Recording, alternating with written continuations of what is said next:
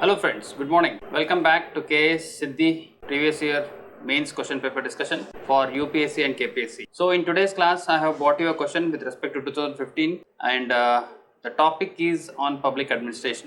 So public administration topic ಇದೆ. ಈ public administration topic ಮೇಲೆ 2015ರಲ್ಲಿ KS ಅಲ್ಲಿ ಕ್ವಶನ್ಸ್ ಕೇಳಿರುವಂಥದ್ದು ಒಂದು ಕ್ವಶನ್ ಅನ್ನು ತಗೊಂಡು ತುಂಬ ವಿಭಿನ್ನವಾಗಿ ಇದನ್ನು ಕ್ವಶನ್ ಕೇಳಿದ್ದಾರೆ. ಭಾಳ ಜನ ಇದನ್ನ ಬರೆಯೋಕ್ಕೆ ತುಂಬ ಡಿಫಿಕಲ್ಟಿ ಫೇಸ್ ಮಾಡಿದ್ರು. ಆ್ಯಂಡ್ ತುಂಬ ಜನ ಬರೆದ ಮೇಲೆ ಎಕ್ಸಾಮಿನೇಷನ್ ಹಾಲ್ ಹೊರಗಡೆ ಬಂದಾಗ they said that okay have written very good answer. But however ಆ ಆನ್ಸರಲ್ಲಿ ಏನು ಕಂಟೆಂಟ್ ಹಾಕಿದ್ರೆ ಗುಡ್ ಆಗುತ್ತೆ ಅಂತ ಅನ್ನೋದು ಭಾಳ ಜನಕ್ಕೆ ಇದನ್ನು ಗೊತ್ತಿರಲಿಲ್ಲ. Even after writing the exam, even after coming into the final list also. So ಈ ಪರ್ಸ್ಪೆಕ್ಟಿವ್ ಅಲ್ಲಿ ಇದನ್ನು ನೋಡಿದಾಗ ಈ ಕ್ವಶನ್ಸಲ್ಲಿ content is very important. And what content you put, ನೀವು ಯಾವ ಕಂಟೆಂಟನ್ನು ಬರೀತೀರಾ, ಯಾವ ಪಾಯಿಂಟ್ಸನ್ನು ಬರೀತೀರಾ ಅಂತ ಅನ್ನೋದು ತುಂಬ ಮ್ಯಾಟರ್ ಆಗುತ್ತೆ. ಸೊ ನಾನು ಹಿಂದಿನ ವೀಡಿಯೋಸ್ಗಳಲ್ಲೂ ನಿಮಗೆ ಮೊದಲೇ ಹೇಳಿದ ಹಾಗೆ ಮೇನ್ಸ್ ಅಂತ ಬಂದಾಗ what is the importance here, understanding the demand of the question.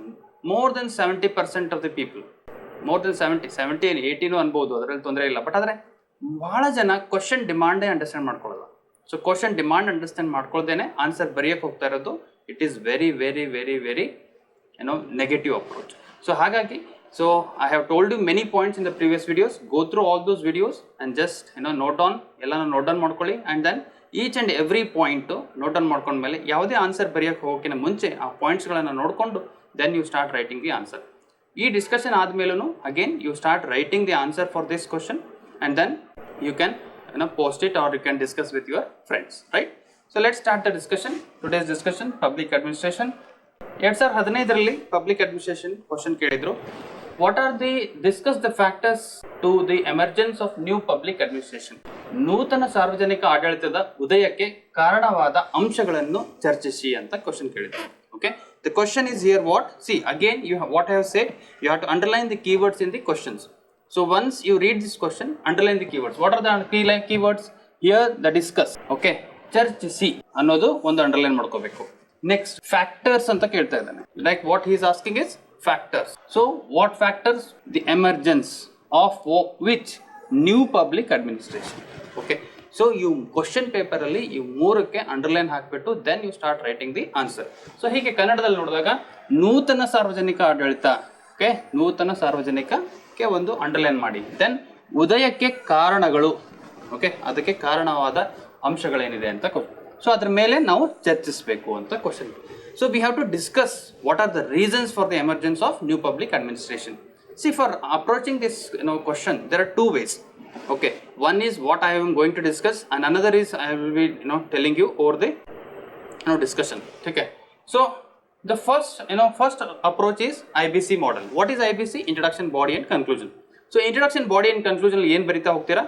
That first is introduction. Introduction briefly explain the situation of 1960s and 1970s. Okay, so 1960s and 1970s ali the western country, particularly in America. So what has happened, to discuss about the emergence of new public administration or to discuss about the drawbacks of the public administration. Okay, so those factors you have to briefly introduce. Most of the aspirants what they do is andre idralli ಏನು ಮಾಡಕ್ಕೆ ಹೋಗ್ತೀರಾ ತಾವು ಮೊದಲೇ directly new public administration definition ಬರೆಯಕ್ಕೆ ಹೋಗ್ತೀರಾ. Because ಯಾಕೆ, ನಿಮ್ಗೆ ಅದೊಂದು ರೂಢಿ ಆಗ್ಬಿಟ್ಟಿದೆ. ನ್ಯೂ ಪಬ್ಲಿಕ್ ಅಡ್ಮಿನಿಸ್ಟ್ರೇಷನ್ ಅಂತ ಬಂದಿದೆ ಅಂದ್ರೆ ನ್ಯೂ ಪಬ್ಲಿಕ್ ಅಡ್ಮಿನಿಸ್ಟ್ರೇಷನ್ದು ನಾನು ಡೆಫಿನೇಷನ್ ಬರೀಬೇಕಂತ ಇಲ್ಲ. ಈ ತರ ಕ್ವಶನ್ಸ್ಗಳಲ್ಲಿ ನ್ಯೂ ಪಬ್ಲಿಕ್ ಅಡ್ಮಿನಿಸ್ಟ್ರೇಷನ್ ಡೆಫಿನೇಷನ್ ಬರೀಬಾರ್ದು. ನ್ಯೂ ಪಬ್ಲಿಕ್ ಅಡ್ಮಿನಿಸ್ಟ್ರೇಷನ್ ಡೆಫಿನೇಷನ್ ಏನಿದೆ ಅಥವಾ ನ್ಯೂ ಪಬ್ಲಿಕ್ ಅಡ್ಮಿನಿಸ್ಟ್ರೇಷನ್ ಗೋಲ್ಸ್ ಏನಿದೆ, ಫೀಚರ್ಸ್ ಏನಿದೆ, ಅದು ಕನ್ಕ್ಲೂಷನ್ ಆಗುತ್ತೆ ಹೊರತು ಅದು ಇಂಟ್ರಡಕ್ಷನ್ ಆಗಲ್ಲ. ಯಾಕೆ, ಕ್ವಶನ್ ಏನ್ ಕೇಳಿದ್ದಾರೆ, the question is very specific. ಕಾರಣಗಳು, ನ್ಯೂ ಪಬ್ಲಿಕ್ ಅಡ್ಮಿನಿಸ್ಟ್ರೇಷನ್ ಉದಯಕ್ಕೆ ಕಾರಣಗಳನ್ನ ಕೇಳಿದ್ದಾರೆ. ಸೊ ಈ ಉದಯದ ಬಗ್ಗೆ ಬರೆಯೋಕ್ಕಿಂತ ಮುಂಚೆನೆ ನಾನು ಡೆಫಿನೇಷನ್ ಬರೆದ್ರೆ ಅದರ ಅರ್ಥ ಉಳಿಯೋದಿಲ್ಲ. ಸೊ ಹಾಗಾಗಿ ನನ್ನ ಅಪ್ರೋಚ್ ಯಾವ ಥರ ಇರುತ್ತೆ ಅಂತಂದ್ರೆ, ನಾನು ಫಸ್ಟ್ ಏನು ಮಾಡ್ತೀನಿ, ನಾನು ಉದಯಕ್ಕೆ ಕಾರಣಗಳನ್ನು ಬರೆಯೋದಿಲ್ಲ. ಉದಯಕ್ಕೆ ಆ ಟೈಮಲ್ಲಿ, ಆ ಉದಯ ಆಗಬೇಕಾದ್ರೆ ಆ ಟೈಮಲ್ಲಿ ಏನೇನಾಗಿತ್ತು ಅನ್ನೋದ್ರ ಡೆಫಿನೇಷನ್ ಅನ್ನ, ಇಂಟ್ರೊಡಕ್ಷನ್ ಅನ್ನ ಕೊಡ್ತೀನಿ.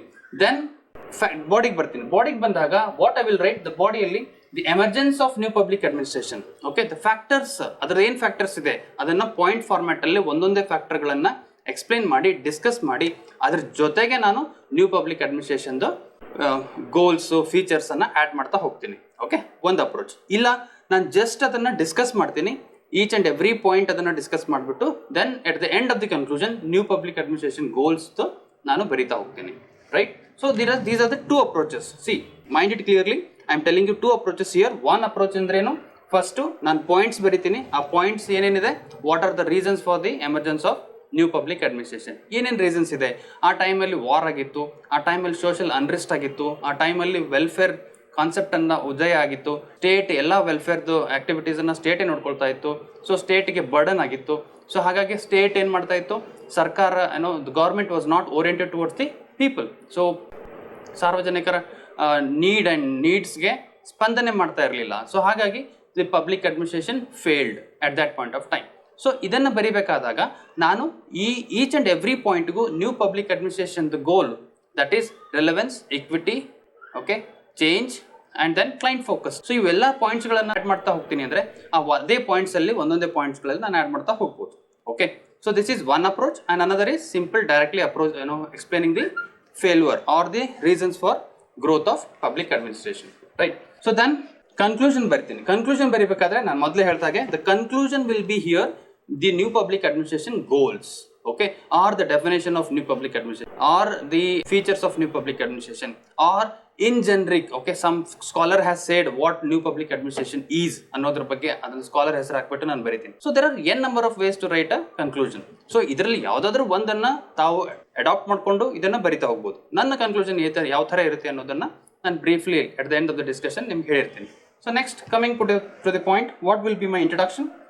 Before going to the introduction, so we have certain announcement that we have foundation course, UPSC foundation, KPSC foundation, and then we have the mentorship course for UPSC as well as KPSC. SS core batch ಅಂತ ಅನ್ನೋದು KS ಗೆ ಏನಿದೆ, ಇದನ್ನ ನಾವು UPSC ಗೂ ಇದನ್ನ ಜಾರಿ ಮಾಡಿದೀವಿ. ಸೊ ಈ ನೆಕ್ಸ್ಟ್ ಅಪ್ಕಮಿಂಗ್ 2024 ಗೆ ಯಾರಾದರೂ UPSC ಆಸ್ಪಿರೆಂಟ್ಸ್ ಸೀರಿಯಸ್ ಆಗಿ ರೆಡಿ ಆಗ್ತಾ ಇದ್ದಾರೆ ಅಂದ್ರೆ we are also launching a new mentorship course for UPSC. So that is SS UPSC mentorship course ಅಂತ.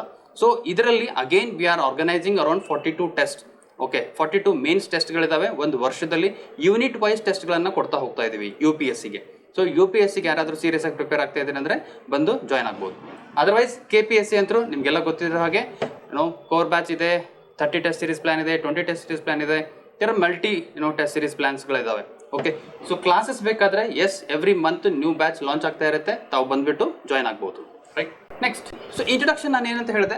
So what has happened during the 1960s and 70s ಅದ್ರ ಬಗ್ಗೆ brief ಆಗಿ ಬರೀಬೇಕು. ಏನಾಗಿತ್ತು ಆ್ಯಕ್ಚುಲಿ 1950s and 60s ಅಲ್ಲಿ ಅಂತಂದರೆ, so post cold war time period ಅಲ್ಲಿ so new public administration ಅನ್ನೋದು ಉದಯ ಆಯಿತು. ಸೊ ಪಬ್ಲಿಕ್ ಅಡ್ಮಿನಿಸ್ಟ್ರೇಷನ್ ಉದಯ ಆದಮೇಲೆ after the emergence of public administration, but the public administration was more focusing on efficiency, effectiveness.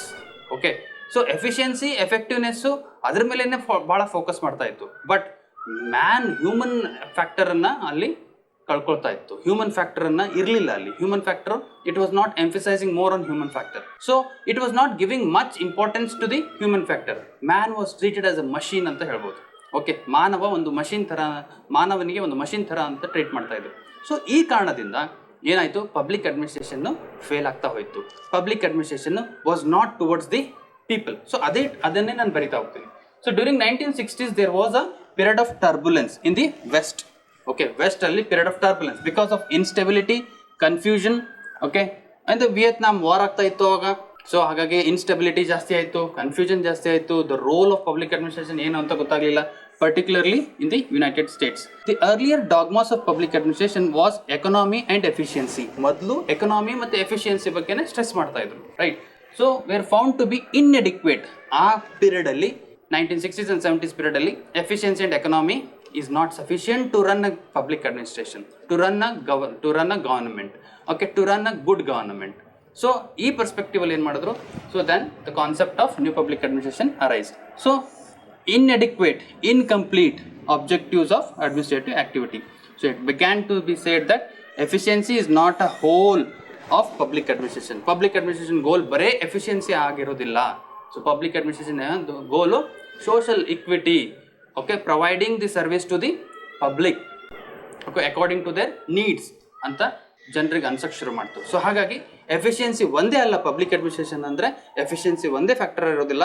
Efficiency ಬಿಟ್ಟು ಸಾಕಷ್ಟು ಫ್ಯಾಕ್ಟರ್ಸ್ ಇದ್ದಾವೆ. ಆ ಫ್ಯಾಕ್ಟರ್ಸ್ಗಳನ್ನು ನಾವು ನೋಡಲೇಬೇಕಾಗುತ್ತೆ ಅಂತ ಹೇಳ್ಬಿಟ್ಟು ದೆನ್ ದೇ ಸ್ಟಾರ್ಟೆಡ್ ಥಿಂಕಿಂಗ್. ಯಾರು? Scholars of the public administration, or at that point of time the scholars who were organized in the Minnowbrook conference, they started thinking about this. Okay, so then the impact of the administration on human character is more important than its efficiency and economy. So ಅನ್ಸಕ್ಕೆ ಶುರು ಮಾಡ್ತು impact of human ಅಂದರೆ ಮನುಷ್ಯನ character ಏನಿದೆ ಅದರ ನಾವು administration ಮೇಲೆ impact ಆಗ್ತಾ ಇರೋದು more important Dhan the efficiency and economy. ಬರೀ ನಾವು ಔಟ್ಪುಟ್ ಏನು ಬರ್ತಾ ಇದೆ, ಎಷ್ಟು ಔಟ್ಪುಟ್ ಬರ್ತಾ ಇದೆ, ಎಷ್ಟು ಪ್ರೊಡಕ್ಷನ್ ಆಗ್ತಿದೆ ಅಷ್ಟೇ ಥಿಂಕ್ ಮಾಡಿದ್ರೆ ವರ್ಕೌಟ್ ಆಗೋದಿಲ್ಲ ಅನ್ನೋದು ನಾನು ಇಂಟ್ರಡಕ್ಷನಲ್ಲಿ ಬರಿತಾ ಹೋಗ್ತೀನಿ. ಸೊ ವೈ ದಿಸ್ ಇಂಟ್ರಡಕ್ಷನ್, ಯಾಕೆ ನಾನು ಇದನ್ನೇ ಚೂಸ್ ಮಾಡಿದ್ದೀನಿ ಅಂದರೆ because what the question is, question ಏನು ಕೇಳಿದ್ದಾರೆ ನೂತನ ಆಡಳಿತಕ್ಕೆ ಆಡಳಿತದ ಉದಯವಾಗೋದಕ್ಕೆ ಕಾರಣಗಳೇನು ಅಂತ ಕೇಳಿದ್ದಾರೆ. The emergence of new public administration ರೀಸನ್ಸ್ಗಳನ್ನು ಬರೀರಿ ಎಂದಿದ್ದಾರೆ. ಸೊ ಹಾಗಾಗಿ ನಾನು briefly starting with the reason, okay, ಯಾಕೆ ಇದನ್ನು ಸ್ಟಾರ್ಟ್ ಮಾಡಿದ್ವಿ thinking, new public administration thought ಯಾಕೆ ಬಂತು ಅನ್ನೋದನ್ನೇ ನಾನು ಇಂಟ್ರಡಕ್ಷನಲ್ಲಿ ಶುರು ಮಾಡಿದ್ದೀನಿ. ನೆಕ್ಸ್ಟ್ ಬಾಡಿಗೆ ಬರೋಣ. ಬಾಡಿಯಲ್ಲಿ ಬಂದಾಗ ಭಾಳ ಜನ ಪ್ರೀವಿಯಸ್ ವಿಡಿಯೋಸಲ್ಲಿ ಕಮೆಂಟ್ಸ್ ಕೇಳಿದ್ರು, ಆಮೇಲೆ ಮೆಸೇಜ್ ಮಾಡಿದ್ರು that saying that okay sir ಕನ್ನಡದಲ್ಲಿ ತೊಗೊಂಬನ್ನಿ ಅಂತ. So just I tried my best. Okay, if something is wrong here please forgive me, right. But wrong ಅಂತಂದರೆ with respect to not with respect to the points, I am saying with respect to my Kannada explanation. Okay, so the factors of emergence of new public administration. So ನಾನೇನು ಹೇಳಿದ್ದೆ, introduction ಆದಮೇಲೆ body ಬರೀಬೇಕಾದ್ರೆ ಏನು ಕ್ವಶನಲ್ಲಿ demand ಇರುತ್ತೆ ಅದನ್ನೇ ನೀವು put up ಮಾಡಬೇಕು ಅಂತ. So here the factors of emergence of new public administration, ಆಡಳಿತದ ಉದಯ ಕಾರಣವಾದ ಅಂಶಗಳನ್ನು ಬರಿತಾ ಹೋಗ್ತೀನಿ. ಸೊ ಇದರಲ್ಲಿ ಏನು ಫಸ್ಟ್ ಕಾರಣ ಏನು, increasing the complexity of the society, ಸಮಾಜದ ಸಂಕೀರ್ಣತೆ ಹೆಚ್ಚುತ್ತಿದೆ. Okay, increasing the complexity of society, ಸಮಾಜದ ಸಂಕೀರ್ಣತೆ ಹೆಚ್ಚುತ್ತಿದೆ. Okay, because that was the time in the western countries ಅಲ್ಲಿ that was a time wherein which the industrialization ಆಗ್ತಿತ್ತು, ಅರ್ಬನೈಸೇಷನ್ ಆಗ್ತಿತ್ತು, globalisation ಆಗ್ತಿತ್ತು. ಸೊ ಆ ಮೂಮೆಂಟ್ ಆಫ್ ಟೈಮಲ್ಲಿ ದಿ ಕಾಂಪ್ಲೆಕ್ಸಿಟಿ ಜಾಸ್ತಿ ಆಗ್ತಾ ಹೋಯ್ತು ಸೊಸೈಟಿ ಡಿಮಾಂಡ್ಸ್ ವಿಚಿತ್ರವಾಗ್ತಾ ಇದೆ. ಸೊಸೈಟಿ ಡಿಮಾಂಡ್ಸು ಪಬ್ಲಿಕ್ ಅಡ್ಮಿನಿಸ್ಟ್ರೇಷನ್ನು ಕೋಪ್ ಅಪ್ ಮಾಡ್ಕೊಳಕ್ಕೆ ಆಗಲಿಲ್ಲ. ಸೊ ಹಾಗಾಗಿ that was a reason to change from public administration to the new public administration, ನೂತನ ಆಡಳಿತಕ್ಕೆ ಉದಯವಾಗೋದಕ್ಕೆ ಇದೊಂದು ಕಾರಣ. So to rise the welfare state, ಇದೊಂದು ಕಾರಣ. So to rise the welfare state, the rise of welfare state. What is the rise of welfare state? Means ಕಲ್ಯಾಣ ರಾಜ್ಯದ ಉದಯ ಅಂತ ಹೇಳ್ತೀವಿ. The rise of welfare state ಅಂತಂದ್ರೆ at that point of time ಸರ್ಕಾರ ಏನ್ ಮಾಡ್ತಾ ಇತ್ತು, ಎಲ್ಲ ಕೆಲಸಗಳು ತಾನೇ ಮಾಡ್ತಾ ಇತ್ತು. Because post cold war or post second world war, at that point of time second world war ಆದ್ಮೇಲೆ ಅವಾಗ ಏನಾಯ್ತು, ಸರ್ಕಾರ ತಾನೇ ಪ್ರೊಡ್ಯೂಸ್ ಮಾಡೋದು, ತಾನೇ ರಿಸೋರ್ಸ್ ಅನ್ನ ಹೋಲ್ಡ್ ಮಾಡೋದು, ಮತ್ತೆ ತಾನೇ ಡಿಸ್ಟ್ರಿಬ್ಯೂಟ್ ಮಾಡೋದನ್ನ ಕೆಲಸ ಮಾಡೋದು. ಸೊ ಸರ್ಕಾರ ಎಲ್ಲ ಕೆಲಸದಲ್ಲೂ ಸರ್ಕಾರ ತೊಡಗ್ತು. ಯಾಕೆ, the concept of welfare state, ಸರ್ಕಾರ ಯಾಕೆ ಮಾಡಬೇಕು, ಸರ್ಕಾರ ಯಾಕಿದೆ ಅಂದರೆ ವೆಲ್ಫೇರ್ ಕ್ರಿಯೇಟ್ ಮಾಡೋಕ್ಕಿದೆ ಅನ್ನೋದನ್ನ ಕಾನ್ಸೆಪ್ಟ್ ಉದಯ ಆಗ್ತಾ ಹೋಯಿತು. ಸೊ ಹಾಗಾಗಿ that was the reason for the change of public administration ಇಂದ ನ್ಯೂ ಪಬ್ಲಿಕ್ ಅಡ್ಮಿನಿಸ್ಟ್ರೇಷನ್ ಬರೋಕೆ ಇದೊಂದು ಕಾರಣ. Over emphasis on efficiency and technical expertise. Yes, ನಾನು ಮೊದಲೇ ಹೇಳ್ತಾ ಇರಬೇಕಾದ್ರೆ ಇಂಟ್ರಡಕ್ಷನ್ ಅಲ್ಲಿ ಹೇಳಿದ್ದೀನಿ, ಎಫಿಷಿಯನ್ಸಿ ಮತ್ತೆ ಟೆಕ್ನಿಕಲ್ ಎಕ್ಸ್ಪರ್ಟೀಸ್ ಮತ್ತೆ ಎಕನಾಮಿ. ಸೊ ಇದ್ರ ಮೇಲೇನೆ ಬಹಳ ಫೋಕಸ್ ಮಾಡ್ತಾ ಹೋದ್ರು. ಸೊ ಹಾಗಾಗಿ ಆ ಜನರ ಎಮೋಷನ್ಸ್ ಏನಿದೆ, ಜನರ ಡಿಮಾಂಡ್ ಏನಿದೆ, ಅದು ರಿಲೆವೆಂಟ್ ಇದೆಯೋ ಜನಕ್ಕೆ, ಅದೇನು ಕ್ವಶನ್ ಕೇಳಲೇ ಇಲ್ಲ. ಸೊ ಹಾಗಾಗಿ ಮತ್ತೆ ಇದು ಒಂದು factor which gave the reasons for rise of public administration. So ದಕ್ಷತೆ ಮತ್ತು ತಾಂತ್ರಿಕ ಪರಿಣಿತಿಗೆ ಹೆಚ್ಚಿನ ಒತ್ತು ಕೊಡ್ತಾ ಹೋಯಿತು. Then neglect of ethics and social equity, ನೈತಿಕತೆ ಮತ್ತು ಸಾಮಾಜಿಕ ಸಮಾನತೆ ನಿರ್ಲಕ್ಷ್ಯವನ್ನು ತೋರಿಸ್ತಾ ಹೋದ್ರು. ಸೊ ನೈತಿಕತೆ ಅಂದರೆ ಎಥಿಕ್ಸ್ ಮತ್ತು ಸೋಷಿಯಲ್ ಇಕ್ವಿಟಿಗೆ ತುಂಬ ಇಂಪಾರ್ಟೆನ್ಸ್ ಕೊಡಲಿಲ್ಲ. ಸೋಷಿಯಲ್ ಇಕ್ವಿಟಿ ಅಂತ ಬಂದಾಗ ಪಬ್ಲಿಕ್ ಅಡ್ಮಿನಿಸ್ಟ್ರೇಷನ್ ಏನು ಪ್ರೀಚ್ ಮಾಡ್ತಾ ಇತ್ತು, public administration was preaching value free. Okay, so value laden ಇರಲಿಲ್ಲ, ವ್ಯಾಲ್ಯೂ ಫ್ರೀ ಇರ್ತಿತ್ತು. ಅಂದರೆ whosoever comes in front of the law, whosoever comes in front of the administration, everyone is treated equally, irrespective of his caste, irrespective of his situation, irrespective of his circumstances. So everyone is treated equally ಅಂತ question ಇದೆ. But ಆದರೆ ಸರ್ಕಾರ ಆ ಥರ ಇರೋಕ್ಕಾಗಲ್ಲ. Welfare state ಅಂದರೆ ಏನು, ಯಾರ ಬಡವರಿದ್ದಾರೆ, ಬಡವರಿಗೋಸ್ಕರ, ಬಡವರ ಪರವಾಗಿ, ಅಥವಾ disadvantage sections of the society, women, okay, childrens, so ಇವರೆಲ್ಲ weaker section, old age people. So ಇವರಿಗೆ ನಾವು ಬೇರೆ ಥರ ಟ್ರೀಟ್ ಮಾಡಬೇಕಾಗತ್ತೆ. ನಾವು ಎಲ್ಲರ ಜೊತೆಗೂ ಈಕ್ವಲ್ ಆಗಿ ಟ್ರೀಟ್ ಮಾಡ್ತೀವಿ ಅಂದಾಗ ಸೊ ಸರ್ಕಾರ ಅವಾಗ ಫೇಲ್ ಆಗುತ್ತೆ. So this is what has happened at that point of time. Why public administration ಮೊದಲೇನು ಪ್ರೀಚ್ ಮಾಡ್ತಾ ಇತ್ತು, public administration was preaching social equity, ಎಲ್ಲರೂ ಸಮಾನರು, ಕಾನೂನಿನ ಮುಂದೆ ಎಲ್ಲರೂ ಸಮಾನರು ಅಂತ. ಬಟ್ ಕಾನೂನು ಮುಂದೆ ಎಲ್ಲರೂ ಸಮಾನರು, ಬಟ್ ಆದರೆ ಕಾನೂನು ಕೆಲವು ಸರ್ಕಮ್ಸ್ಟೆನ್ಸಸ್ ಅಲ್ಲಿ ಕಾನೂನು ಚೇಂಜ್ ಆಗಲೇಬೇಕಾಗುತ್ತೆ. ಸೊ ಆ ಕಾರಣದಿಂದ this vent against the demand of the society. So this also the reason for rise of public administration. The lack of responsiveness to the citizens. Okay, ನಾಗರಿಕರಿಗೆ ಸ್ಪಂದಿಸುವುದು. ಓಕೆ, ರೆಸ್ಪಾನ್ಸಿನೆಸ್ ಇರಲಿಲ್ಲ. ಸರ್ಕಾರ was not responding to the demands of the people. Client focus ಅಂತ ಹೇಳ್ತೀವಿ. Okay, ನಾವು private ಸೆಕ್ಟರಲ್ಲಿ ಹೋದರೆ ಏನೋ demand ಏನಿದೆ ಅದರ ಪ್ರಕಾರ ಕೊಡ್ತಾರೆ. ಸೊ ಆ ಟೈಮಲ್ಲಿ ಸರ್ಕಾರ ಡಿಮಾಂಡ್ ಏನಿದೆ ಅದರ ಪ್ರಕಾರ ಕೊಡ್ತಾ ಇರಲಿಲ್ಲ. ಸೊ ಜನರ ಡಿಮಾಂಡ್ಸು, ಜನರ ಆಸ್ಪಿರೇಷನ್ಸು, ಜನರ ಗೋಲ್ಸು ಅದನ್ನೇನೇ ನೋಡ್ತಾ ಇರಲಿಲ್ಲ. ಸರ್ಕಾರ was unidirectional. So at that point of time, so for that reason the new public administration arose. Okay, the failure to adapt to the changing times. Okay, yes, the time ಏನಾಗ್ತದೆ, society ಹೇಗೆ evolve ಆಗುತ್ತೆ ಅದ್ರ ಪ್ರಕಾರ administration evolve ಆಗಬೇಕಾಗುತ್ತೆ. Society ಹೇಗೆ ಮುಂದೆ ಹೋಗ್ತಾ ಇರುತ್ತೆ ಅದ್ರ ಪ್ರಕಾರ ಜನರು ಮುಂದೆ ಹೋಗ್ತಾ ಇರ್ತಾರೆ. ಆ ಜನರದ ಡಿಮಾಂಡ್ಸನ್ನು ಅಡ್ಮಿನಿಸ್ಟ್ರೇಷನ್ ಇನ್ಕಲ್ಕೇಟ್ ಮಾಡ್ಕೊಳ್ಬೇಕಾಗತ್ತೆ. ಸೊ ಹಾಗಾಗಿ so that failed. Okay, the government failed at that point of time. So ಅದರಿಂದ ಸರ್ಕಾರ ಮತ್ತೆ ಫೇಲ್ ಆಯಿತು. ಸೊ ಅದಕ್ಕೆ ಪಬ್ಲಿಕ್ ಅಡ್ಮಿನಿಸ್ಟ್ರೇಷನ್ ಇಂದ ನ್ಯೂ ಪಬ್ಲಿಕ್ ಅಡ್ಮಿನಿಸ್ಟ್ರೇಷನ್ ಡಿಮಾಂಡ್ ಬಂತು. So civil right movements, yes, ನಾಗರಿಕ ಹಕ್ಕುಗಳ ಚಳವಳಿಗಳ ಶುರುವಾದವು. So civil rights and the people started demanding their rights. So that raised and that gave the rise to the Minnowbrook conference. So Minnowbrook conference anta aitu. So Minnowbrook conference antandre, so certain scholars have come together, they sat together and they started discussing about the failures of public administration. So the first Minnowbrook conference was held in 1968. So it was headed by Dwight Waldo. Okay, Dwight Waldo. Okay, so Dwight Waldo. So it was headed by Dwight Waldo, who was the head of the Minnowbrook Conference 1. So generally it is, you know, the concept of new public administration ಎಲ್ಲಿಂದ ಉದಯ ಆಯಿತು ಅಂದರೆ Minnowbrook Conference 1 ಇಂದ ಉದಯವಾಯಿತು ಅಂತ ಹೇಳ್ತೀವಿ. So ಈ ಕಾನ್ಫರೆನ್ಸ್ಗಳಲ್ಲಿ ಸಾಕಷ್ಟು Young scholars ಬಂದ್ಬಿಟ್ಟು the old traditional public administration thoughts ಏನಿದೆ ಅದನ್ನು ರಿಜೆಕ್ಟ್ ಮಾಡೋಕ್ಕೆ ಶುರು ಮಾಡಿದ್ರು. They started saying that the old traditional public administration is not relevant in today's context. So they started demanding there has to be a change. So the changes ಏನೇನು, ಇದರ new public administration ಗೋಲ್ ಏನಿರಬೇಕು ಅಂತ ಅನ್ನೋದನ್ನು ಅವರು they gave the definition. So the definition is then in conclusion. So in conclusion I will putting the definition of new public administration. So what is that? Hence the essence of new public administration is some sort of movement in the direction of normative theory, philosophy, social concerns and activism. So the new public administration is less generic and more public. Okay, generic ಆಗಿರೋದು ಬಿಟ್ಟು public oriented ಆಗಿರುತ್ತೆ. Less descriptive and more prescriptive and institutional oriented. Less mental and more normative. Okay, so ಇದನ್ನಾದರೂ ಬರಿಬೋದು. ಇಲ್ಲಾಂದರೆ new public administration definition ಏನೇನಿದೆ, goals ಏನೇನಿದೆ, relevance, social equity, change, client focus. So all these goals you can start writing for new public administration in the conclusion. Okay, this would be your conclusion and I hope that this video has helped you a lot. Kannada medium ವರ್ಗು ಸ್ವಲ್ಪ help ಮಾಡಿದ್ದೀನಿ ಅಂತ ಅನ್ಕೋತೀನಿ. So ಇದರಿಂದ ನಿಮಗೆ ಏನೇನು ಅರ್ಥ ಆಗಿದೆ ಈ ಕ್ವಶನ್ಸ್ ಆದಮೇಲೆ immediately. So this is very tricky question ಇತ್ತು. ಇದು ಭಾಳ ಟ್ರಿಕ್ಕಿ ಇತ್ತು. ಭಾಳ ಜನ ಇದನ್ನು ಬರೆಯೋಕ್ಕೆ ಫೇಲ್ ಆಗಿದ್ದಾರೆ. ಸೊ ನೀವು ಅದನ್ನು ಚೆನ್ನಾಗಿ ಹೇಗೆ ಬರಿಬೋದು ಅನ್ನೋದನ್ನು ನಿಮ್ಗೆ ಹೇಳ್ಕೊಟ್ಟಿದ್ದೀನಿ. ಇದಾದಮೇಲೆ immediately start taking the question, start writing. ನೋಡಿ 2-3 ಸರಿ ವಿಡಿಯೋ.